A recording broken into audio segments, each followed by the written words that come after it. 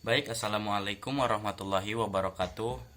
Bismillah, alhamdulillah, wassalatu ala rasulillah, Sayyidina Muhammad bin Abdillah, amma ba'du.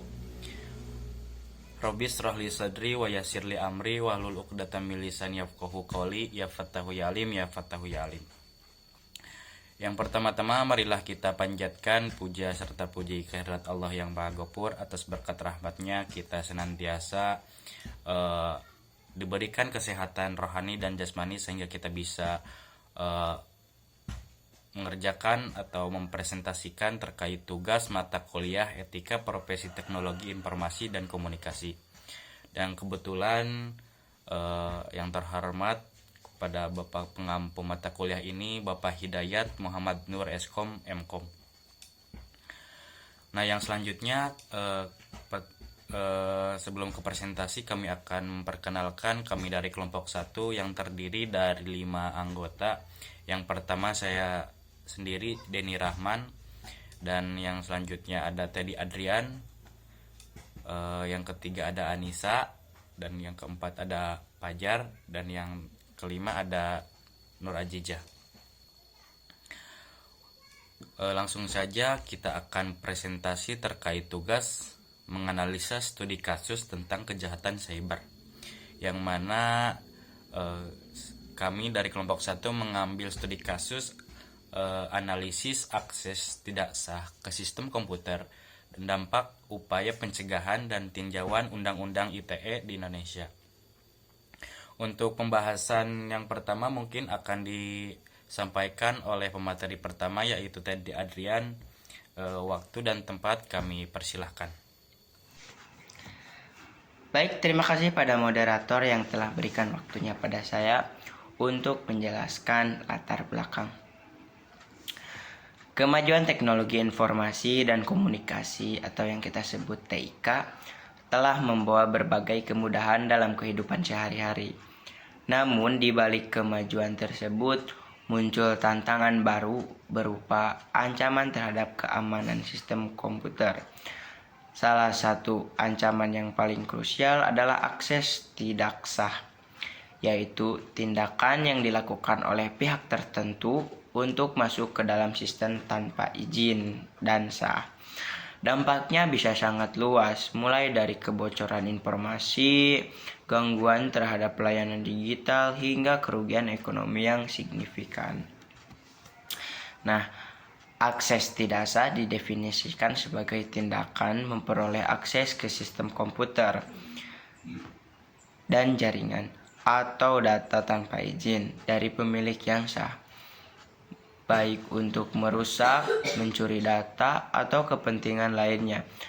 Nah, sehingga pemerintah Indonesia telah mengesahkan Undang-Undang Nomor 11 Tahun 2008, yaitu tentang informasi dan transaksi elektronik atau Undang-Undang ITE, yang kemudian diperbarui melalui Undang-Undang Nomor 19 Tahun 2016 sebagai landasan hukum dan mengatur dan menindak kejahatan di ranah digital. Namun aktivitas implementasi UTE dalam menanggulangi itu masih menjadi perbedaan, mengingat lemahnya penegakan hukum di Indonesia, kurangnya sumber daya manusia yang kompeten di bidang digital, serta minimnya kesadaran publik terhadap keamanan data pribadi. Mungkin itu yang bisa saya sampaikan. Mohon maaf, terima kasih. Baik, Assalamualaikum warahmatullahi wabarakatuh. Terima kasih kepada moderator yang telah memberikan saya kesempatan untuk menjelaskan presentasi selanjutnya. Di sini saya akan menjelaskan tentang kajian literatur. Yang pertama yaitu kejahatan siber dan akses tidak sah. Nah, kejahatan siber atau cybercrime adalah bentuk kejahatan yang dilakukan menggunakan teknologi komputer dan internet sebagai alat atau sasaran. Salah satu bentuk yang paling umum dari kejahatan siber adalah akses ilegal terhadap sistem atau jaringan komputer. Menurut International Telecommunication Union atau yang disebut AITU, unauthorized access merupakan pelanggaran serius terhadap integritas dan kerahasiaan informasi serta dapat menyebabkan kerusakan pada sistem dan kepercayaan publik. Di Indonesia, kejahatan ini mulai menjadi sorotan setelah beberapa insiden besar seperti peretasan situs KPU pada tahun 2014 dan kebocoran data vaksinasi COVID-19 pada tahun 2021. Akses tidak sah ini tidak hanya berdampak pada kerugian finansial, tetapi juga pada reputasi institusi dan pelindungan data pribadi warga negara. Yang kedua yaitu aspek hukum tinjauan UU ITE.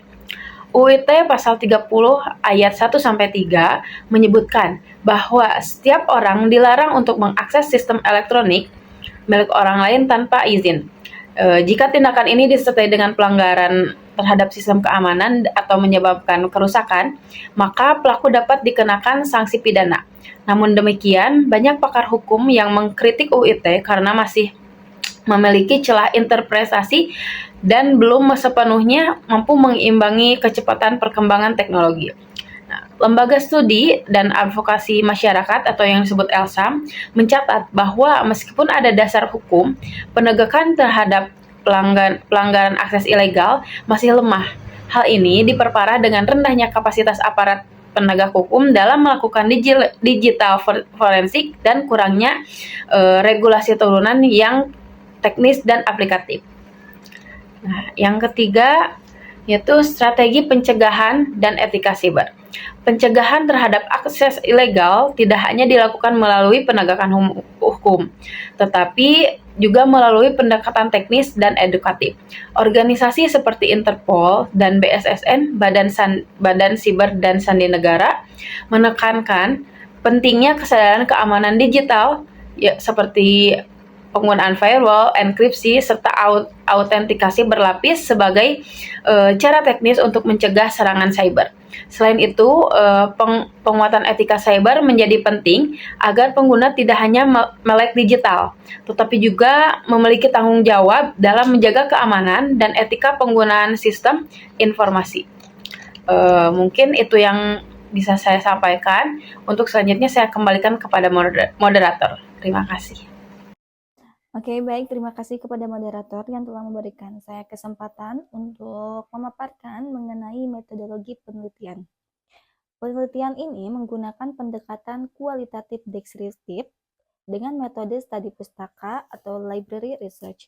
Data dikumpulkan dari berbagai sumber sekunder seperti jurnal ilmiah nasional dan internasional. Adapun buku, laporan resmi pemerintah, dan artikel terpercaya yang relevan dengan topik akses ilegal ke sistem komputer dan regulasi UU ITE. Langkah-langkah dalam penelitian ini meliputi yang pertama, identifikasi masalah melalui studi kasus yang pernah terjadi di Indonesia.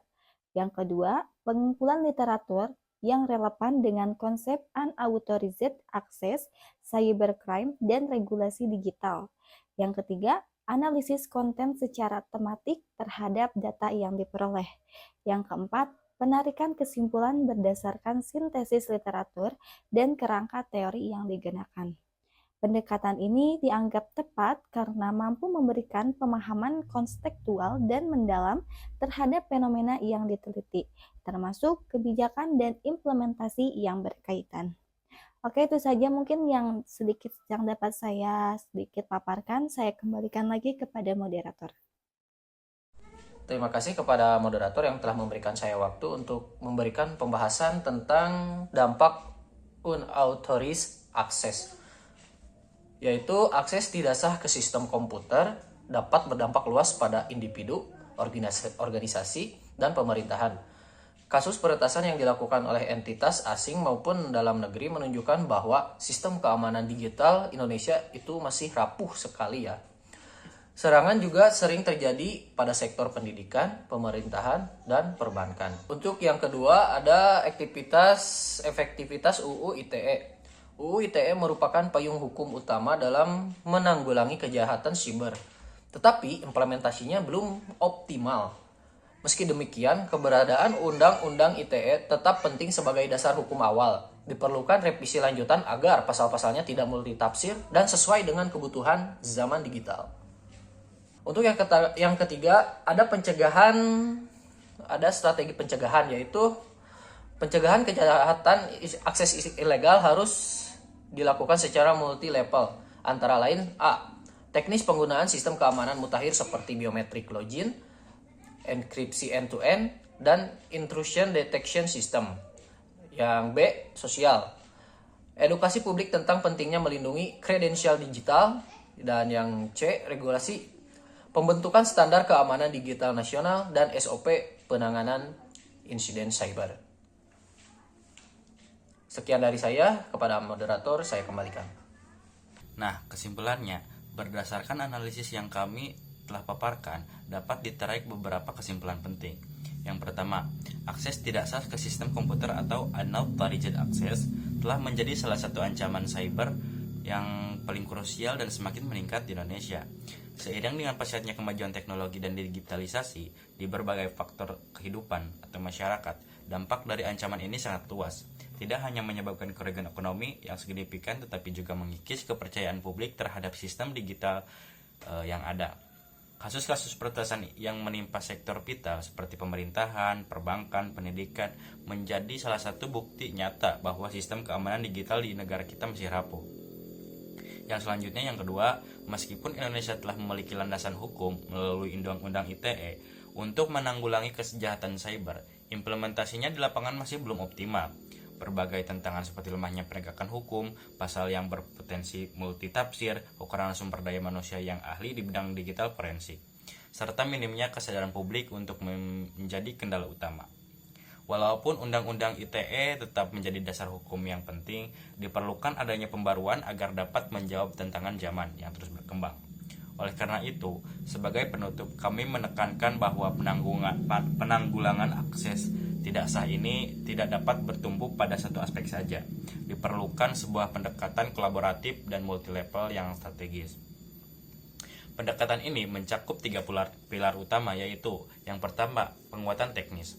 Dengan menerapkan sistem keamanan mutakhir seperti enkripsi dan deteksi intrusi, maka penguatan teknis ini adalah hal utama yang perlu diperhatikan. Dan yang kedua, edukasi sosial. Untuk meningkatkan literasi dan kesadaran digital di tengah masyarakat agar lebih waspada dalam melindungi data pribadi. Yang ketiga, penguatan regulasi. Ini melalui revisi hukum yang adaptif serta pembentukan standar keamanan nasional yang jelas. Hanya dengan kolaborasi dari pemerintah, sektor swasta, dan seluruh lapisan masyarakat, kita dapat membangun ekosistem digital yang lebih aman dan terpercaya untuk Indonesia.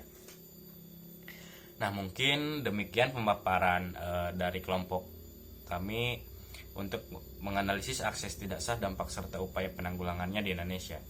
Karena pada akhirnya keamanan di dunia digital bukanlah tanggung jawab satu pihak semata. Diperlukan pendekatan kolaboratif yang melibatkan pembaruan hukum, penguatan teknologi, dan yang terpenting peningkatan literasi digital di seluruh lapisan masyarakat.